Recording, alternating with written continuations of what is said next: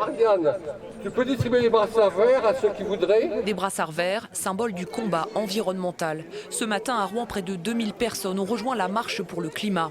Associations écolos, syndicats et citoyens sont venus dénoncer l'inaction politique. Moi j'ai pris conscience que en tant que citoyen je pouvais faire quelque chose et j'aimerais bien que cette prise de conscience qui m'est personnelle soit plus largement partagée.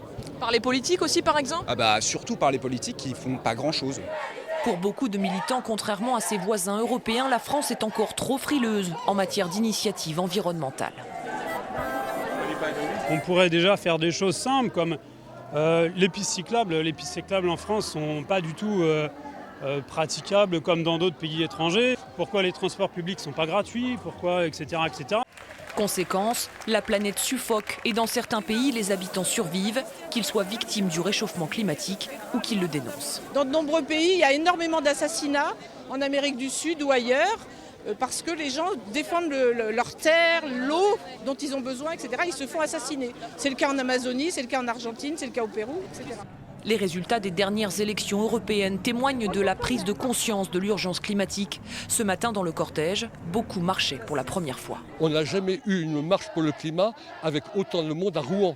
On en a fait une à peu près par trimestre. L'année dernière, nous n'étions pas encore aussi nombreux. Donc il y a un faisceau de convergence qui fait qu'aujourd'hui, le climat devient une priorité absolue pour tout le monde. Tous espèrent que la mobilisation internationale aura mis la pression aux chefs d'État.